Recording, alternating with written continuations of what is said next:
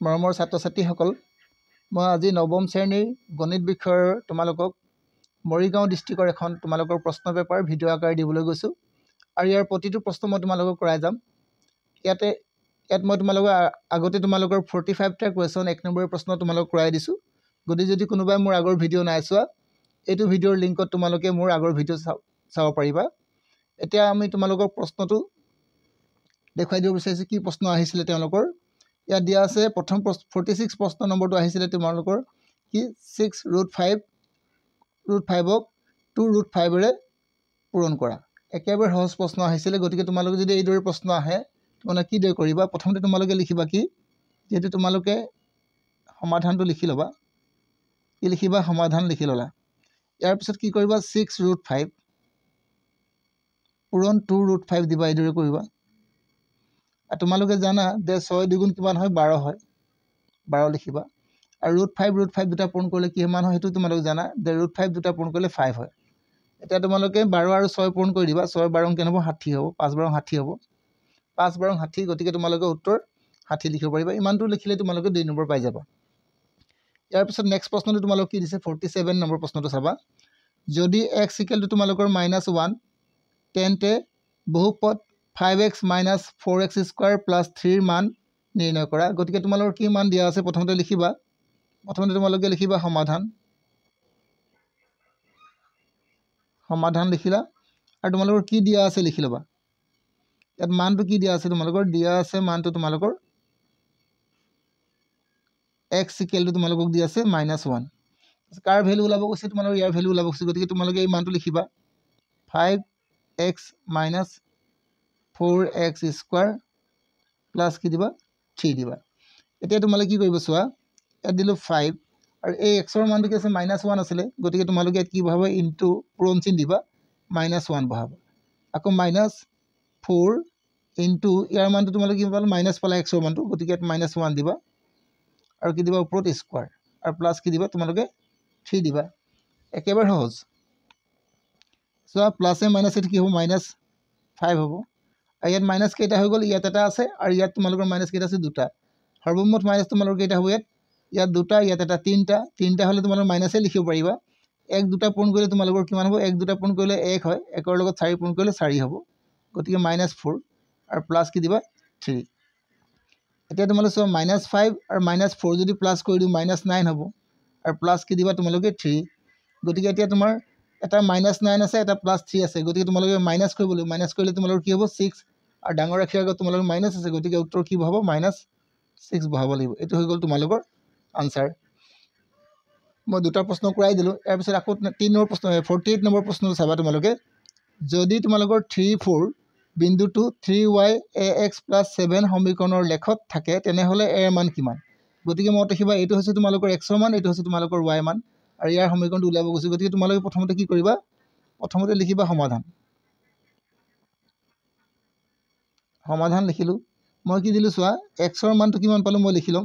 x ৰ মানটো 3 পালোঁ আৰু y মানটো মই কিমান পালোঁ এইটো লিখি ল'লোঁ। কিমান পালোঁ? 4। এইটো প্ৰথমৰ মানটো x ৰ মান বুজায়। গতিকে এতিয়া আমি সমীকৰণটো লিখিম। সমীকৰণটো কি আছিল? 3y = কি দিলোঁ আমি? ax + কি দিলোঁ? 7।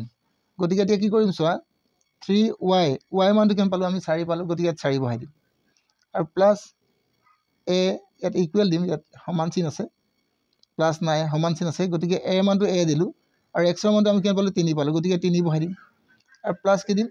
7। এতিয়া কি হ'ব? তোমালোকৰ 3 4 গুণ 12 হ'ব আৰু এইফালে পূৰণ কৰিলে তোমালোকৰ 3 হ'ব আৰু প্লাছ কি হ'ব? এইটো 7। গতিকে এই 7টো সমান চিন এইফালে লৈ আহিবা। লৈ আহিলে কি হ'ব? তোমালোকৰ 12 মাইনাছ কি দিবা? 7 = কি হ'ব? এইফালে 3a হ'ব। কি হ'ব? 3a। গতিকে কি হ'ব? এতিয়া চোৱা 12ৰ পৰা যদি 7 বিয়োগ কৰোঁ কিমান হ'ব? আমাৰ 5 হ'ব। এইফালে কি হ'ব? আমাৰ 3a হ'ব। গতিকে এতিয়া আমাৰ কাৰ মান লাগে? a ৰ মান লাগে। ইয়াত 3aটো পূৰণ হৈ আছে। গতিকে তোমালোকে কি কৰিবা? এইফালে যদি লৈ আহা এইটো হৰণ হৈ যাব। 5/3 = a। মানে আমি a মানটো কিমান পালোঁ? 5/3 পালোঁ। আমি লিখি দিম এতেকে a = আমি পালোঁ কিমান? 5/3 পালোঁ। এইদৰে আমি লিখিব পাৰিম। আমাৰ 48 নম্বৰটো হৈ গ'ল। ইয়াৰ পিছত আমি 49 নম্বৰ কুৱেশ্যনটো চাম। 49 নম্বৰ প্ৰশ্নটো কি দিছে তোমালোকক? চিত্ৰত দেখুওৱাৰ মতে যদি ABC মনত ৰাখিবা এ বি চি আৰু কোণ এ চি বি হয় মানে এ বি চি এই কোণটো এ বি চি মানে এই কোণটো আৰু এ চি বি মানে এই কোণটো এই দুটা কোণ যদি আমাৰ সমান হয় তেন্তে প্ৰমাণ কৰা যে এ বি এছ আৰু এ চি টি এই দুটা কোণ আমাৰ সমান হ'ব গতিকে তোমালোকে কি কৰিবা প্ৰথমতে কি লিখিবা ছবিটো বনাই ল'বা ছবিটো মই ইয়াত বনোৱা আছে গতিকে মই নবনালেও হ'ব তোমালোকে বনাই ল'বা এবাৰ ইয়াৰ পিছত তোমালোকে কি লিখিবা দিয়া আছে তোমালোকৰ কি কি দিয়া আছে লিখি ল'ম দিয়া আছে আমি কি লিখিম কোণ এ বি চি সমান কোণ এ চি বি এই দুটা কোণ সমান দিয়া আছে আৰু তোমালোকে দেখাব কি প্ৰমাণ কৰিব লাগে যে লিখিবা প্ৰমাণ কৰিব লাগে যে প্ৰমাণ কৰিব লাগে যে কি তোমালোকৰ কি প্ৰমাণ কৰিব কৈছে কোণ এ বি এছ সমান কোণ এ চি টি এই দুটা প্ৰমাণ কৰিব কৈছে গতিকে কেনে প্ৰমাণ কৰিম চোৱা এতিয়া আমি লিখিম কি প্ৰমাণ কি লিখিম ইয়াত প্ৰমাণ কৰিম প্ৰমাণ কেনে কৰিম চোৱা কোণ ছবিটো চাবা তোমালোকে এ বি এছ এই কোণটো মানে কি কৰিবা তোমালোকে এ বি এছ আৰু প্লাছ এই কোণটো কি কোণটো পালোঁ আমি এ বি এছ আৰু এ বি চি এই দুটা কোণ প্লাছ কৰি দিয়া এ বি চি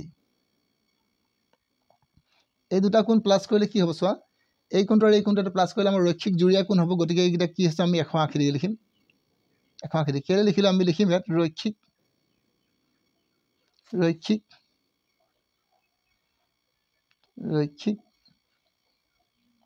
জুৰীয়া কোণ কি দিবা ৰৈখিক জুৰীয়া কোণ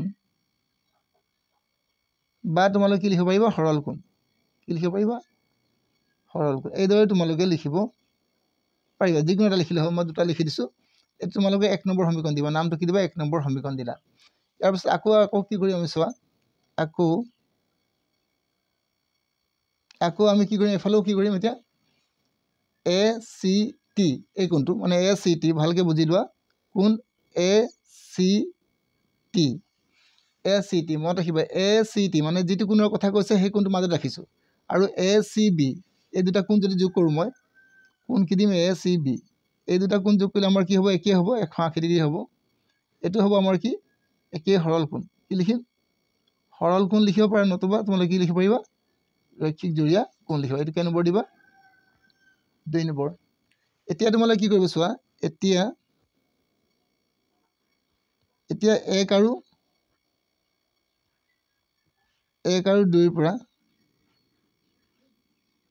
1 আৰু 2 পৰা আমি কি গম পাইছোঁ যিহেতু এইটো 180 ডিগ্ৰী হয় আৰু এইটো 180 ডিগ্ৰী হয় দুটা সমান হয় গতিকে এই কোণ দুটা আমাৰ কি হ'ব সমান হ'ব গতিকে আমি এই দুটা কোণ লিখি দিম এতেকে কোণ কি দিম এ বি এছ প্লাছ কোণ এ বি চি সমান কোণ এ চি টি সমান প্লাছ কোণ কি দিবা এ চি বি আকৌ আমি ইয়াত ওপৰত দিয়া আছিলে যে কি আছিলে এ বি কি দিয়া আছে চোৱা এ বি চি আৰু এ চি বি কি আছিলে আমাৰ সমান আছিলে ইয়াত দিয়া আছে এইখিনিতে এই দুটা কোণ যদি আমাৰ সমান হয় গতিকে এইকেইটা আমি কাটি দিব পাৰিম এইকেইটা আমি কাটি দিলোঁ কাটি দিয়াৰ লগে লগে আমাৰ এইকেইটা সমান কোণ যিহেতু আমি কিয় কাটিছোঁ এইকেইটা লিখি দিম যিহেতু কি আছে আমাৰ এ বি চি সমান কোণ এ চি বি সেইকাৰণে আমি কি কৰিছোঁ কাটি দিছোঁ সমান সমান কেঞ্চেল কৰি দিছোঁ গতিকে থাকি গ'ল কি এতিয়া আমাৰ কোণ এ বি এছ সমান কোণ কি দিম এ চি টি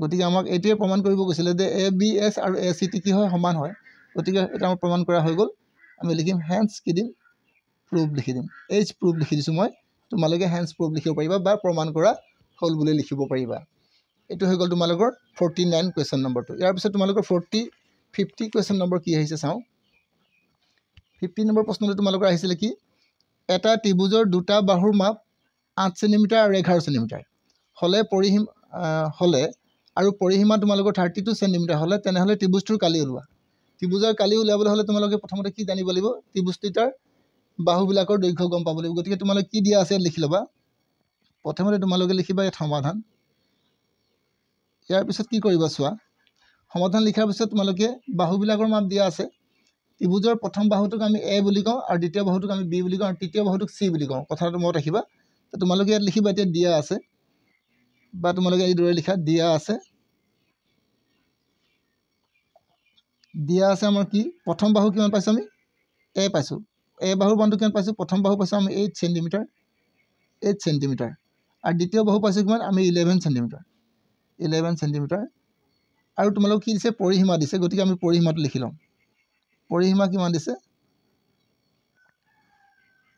পৰিসীমা আমাক কিমান দিছে 32 সেন্টিমিটাৰ কিন্তু এতিয়া আমাক সি দিয়া নাই মানে তৃতীয় বাহুটো দিয়া নাই আমি তৃতীয় বাহুটো নিজে উলিয়াব লাগিব কেনেকৈ উলিয়াম চোৱা তৃতীয় বাহুটো আমাক দিয়া নাই পৰিসীমাৰ মানে গোটেই তিনিটা বাহুৰ যোগফল হয় গতিকে আমি তৃতীয় বাহুটো উলিয়াবলৈ হ'লে সি বাহু হ'ব তৃতীয় বাহুটো আমাৰ কি হ'ব সি এই সি বাহুটো কেনেকৈ উলিয়াম এই 32ৰ পৰা কি কৰিব লাগিব এই দুটা সংখ্যা যোগ কৰিম মানে কোনটো 8 প্লাছ কি দিম 11 মানে এই দুটা বাহু যোগ কৰি দিলে হ'ব এ আৰু বি যোগ কৰি দিয়া ল'লে কিমান হ'ব চোৱা 32 মাইনাছ এ আৰু এইকেইটা যোগ কৰিলে তোমালোকৰ 19 হ'ব কি হ'ব 19 হৈ গ'ল এতিয়া তোমালোকে 32ৰ পৰা 19 বিয়োগ কৰিলে কিমান থাকিব চোৱা 12ৰ পৰা যদি তুমি 12ৰ পৰা 9 বিয়োগ কৰিলে কিমান থাকে তোমাৰ 3 থাকে আৰু ইয়াত থাকে তোমালোকৰ কিমান 2 পৰা গ'ল 13 ওলালে কি ওলালে চি মানটো আমি 13 পালোঁ যেতিয়া চি মান পালোঁ আমি কি ওলাব পাৰিম ইয়াৰ পিছত এছ উলিয়াম কি ওলাব লাগিব ত্ৰিভুজৰ কালি ওলাবলৈ আমাক এছৰ দৰকাৰ হয় গতিকে আমি কি ল'ম এছ কিদৰে ওলোৱা হয় মত ৰাখিবা এছ ওলোৱা সূত্ৰ তোমালোকৰ আছে A plus B plus C by 2 গতিকে কিমান হ'ব চোৱা এৰ মানটো কিমান পালোঁ আমি এৰ মানটো কিমান পালোঁ 8 প্লাছ 11 প্লাছ 13 এই গোটেইকেইটা যোগ কৰি তলক 2ৰে হৰণ কৰিম গোটেইকেইটা যোগ কৰিলে আমাৰ কিমান হ'ব 32 হ'ব আৰু তাক 2ৰে যদি আমি হৰণ কৰোঁ কিমান হ'ব 16 সেন্টিমিটাৰ হ'ব গতিকে আমি গম পালোঁ যে এছৰ মান কি পালোঁ 16 সেন্টিমিটাৰ এতিয়া তোমালোকক কালি উলিয়াব আছে কালি কিদৰে ওলোৱা ত্ৰিভুজৰ কালি কিদৰে উলিয়াব পৰা যায় মই তোমালোকক এইটো চাইডে কৰাই দিছোঁ ভালদৰে মন কৰিবা মই তোমালোকক ইয়াতে কৰাই দিছোঁ ইয়াতে টাচ মাৰি দিছোঁ আৰু ইয়াতে কৰাই দিম গতিকে ভালদৰে মন কৰিবা ত্ৰিভুজৰ কালি কি লিখিবা ইয়াত তোমালোকৰ ত্ৰিভুজৰ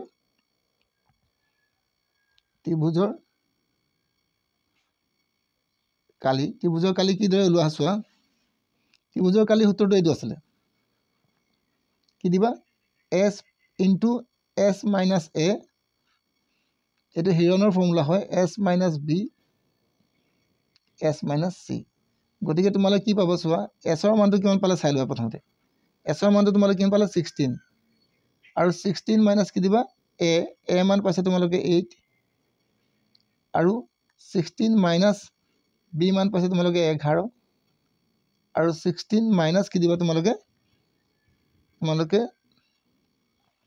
চি মান পাইছিলা 13 এইদৰে কৰিবা এতিয়া তোমালোকে কি কৰিব চোৱা ইয়াত দিবা তোমালোকে কিমান 16 আৰু বিয়োগ কৰিলে তোমালোকে 8 হ'ব আৰু 16ৰ পৰা যদি 11 বিয়োগ কৰোঁ আমি কিমান পাম 5 পাম গতিকে 5 লিখিম আৰু 16ৰ পৰা যদি 13 বিয়োগ কৰোঁ তেতিয়া আমি কি পাম 3 পাম 3 লিখিলোঁ এতিয়া তোমালোকে কি কৰিবা এইবিলাকৰ উৎপাদক ভাঙিবা কাৰ উৎপাদক ভাঙিবা 16 উৎপাদক ভাঙিবা 8ৰ ভাঙিবা আৰু 5ৰ ভাঙিব নোৱাৰিবা 3ৰ ভাঙিব নোৱাৰিবা 16ৰ ভাঙিলে কি ওলাব আমি চাই ল'ম যদি কৰিব নাজানা তোমালোকে এইদৰে কৰি চাবা 2ৰে যাব কিবা 2 8 গুণ 16 2 4 গুণ 8 আৰু 2 2 গুণ 4 মানে 2 কেইটা পালোঁ আমি 2 পালোঁ আমি 4টা 2 4টা লিখিম আৰু 8টো ভাঙিলে কি ওলায় 8টো ভাঙিলে আমাৰ 2 2 3টা ওলায় গতিকে আমি লিখিম 2 3টা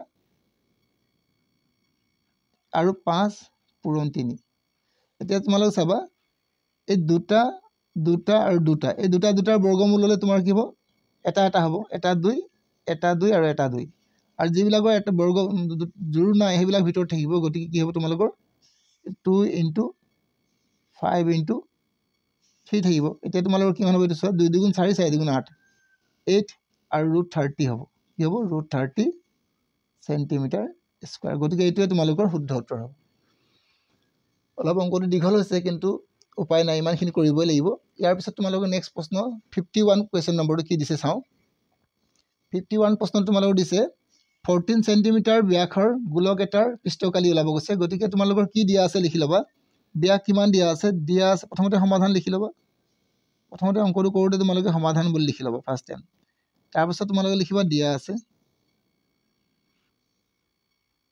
আছে আমি লিখিলোঁ দিয়া আছে আমাৰ কি দিছে ব্যাস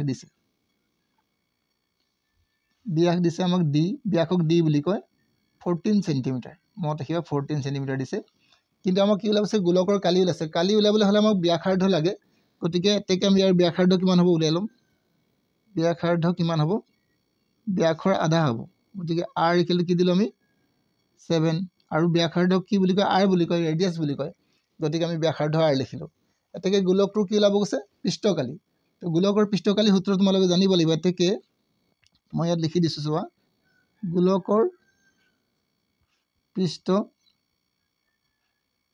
পৃষ্ঠকালি তোমালোকে সূত্ৰটো মনত ৰাখিবা গোলকৰ পৃষ্ঠকালি সূত্ৰটো হৈছে 4 পাই r স্কয়াৰ গতিকে 4 দিবা আৰু পাই মানটো তোমালোকে 7 ভাগৰ 22 দিবা আৰু r মানটো কি পালে তোমালোকে 7 স্কয়াৰ দিবা কাৰণ 7 আছে এতিয়া তোমালোকে চোৱা 4 দিলো 7 ভাগৰ ওপৰত 22 দিলো আপুৰণ 7 * 7 মানে 7 পূৰণ 7 দিলো এই 7টো কি হ'ব কেনসেল যাব এতিয়া তোমালোকে কি পূৰণ কৰিব 4 আৰু 22 পূৰণ কৰিব 4 * 22 মানে কি হ'ব 88 হ'ব আৰু তাৰ লগত কি পূৰণ কৰিব 7 এতিয়া পূৰণ কৰি দিয়া 7 8 গুণ কি হ'ব 56 থাকিলে তোমালোকৰ হাতত 5 7 8 গুণ 56 আৰু 6 আৰু 5 যোগ কৰিলে কি হ'ব 616 গতিকে 616 সেন্টিমিটাৰ স্কয়াৰ তোমালোকৰ উত্তৰ হ'ব গতিকে ভালদৰে চাই ল'বা যদি তোমালোকে বুজি নোপোৱা ভিডিঅ'টো এবাৰ পুনৰবাৰ ঘূৰাই চাবা নিশ্চয় বুজি পাবা কাৰণ মই তোমালোকৰ প্ৰশ্নবিলাক আৰু ইয়াতকৈ দীঘলকৈ বুজাই দিব দিগদাৰ হৈছে কাৰণ এইবিলাক হৈছে এটা পৰীক্ষাত অহাৰ প্ৰশ্ন গতিকে মই তোমালোকক লেসন ওয়াইজত বুজাই দিয়া নাই লেসন ওয়াইজত যদি তোমালোকক মই বুজাই দিলেহেঁতেন তোমালোকে ধুনীয়াকৈ বুজি পালাহেঁতেন তথাপি তোমালোকে চেষ্টা কৰিবা বুজি পাবা যিমান দূৰ মোৰ মানে মই যিমান দূৰ জানো তোমালোকে বুজি পোৱাত কোনো অসুবিধা হ'ব নালাগে ইয়াৰ পিছত নেক্সট আমি চাওঁ কি আছে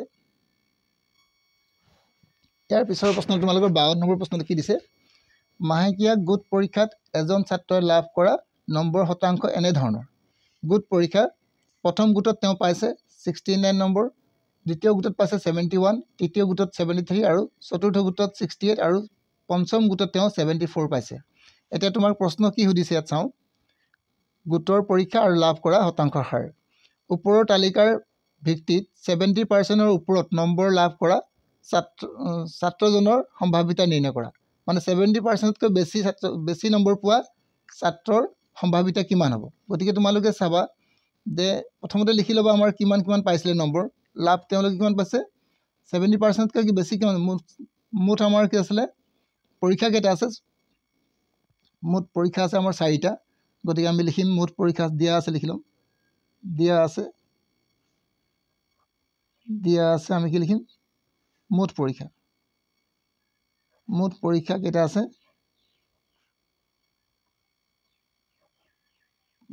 পৰীক্ষা দিবা আকৌ এবাৰ লিখিছোঁ মুঠ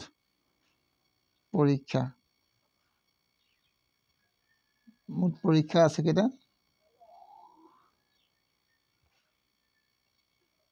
5টা মুঠ পৰীক্ষা আছে 5টা আৰু তোমালোকৰ 70 নম্বৰতকৈ বেছি পোৱা ছাত্ৰ ছাত্ৰীৰ সংখ্যা কিমান আছে 70 নম্বৰতকৈ বেছি পোৱা ছাত্ৰজনৰ সম্ভাৱিতা মানে 70তকৈ বেছি নম্বৰ পায় কেইটা 70তকৈ বেছি নম্বৰ লিখিবা 70%তকৈ বেছি নম্বৰ পায় গৈছে 3টা পৰীক্ষাত লিখিবা 3টা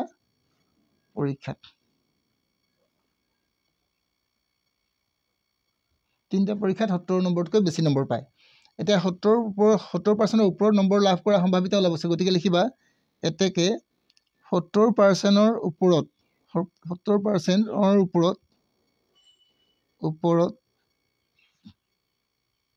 নম্বৰ লাভ কৰাৰ কি দিবা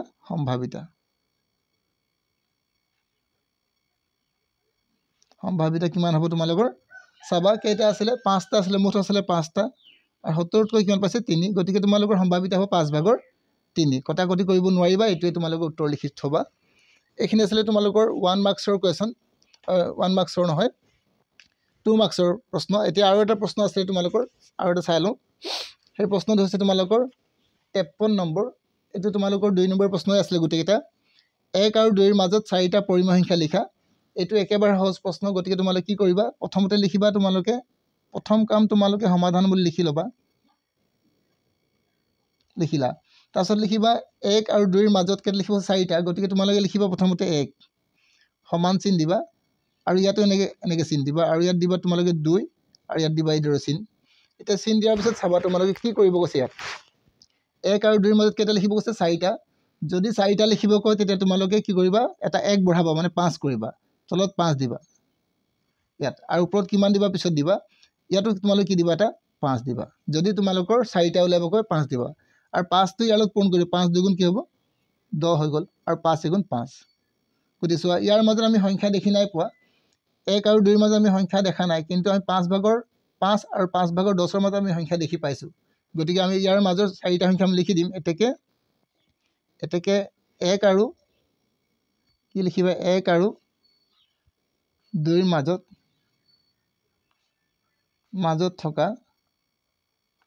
মাজত থকা কেইটা 4টা পৰিমেয়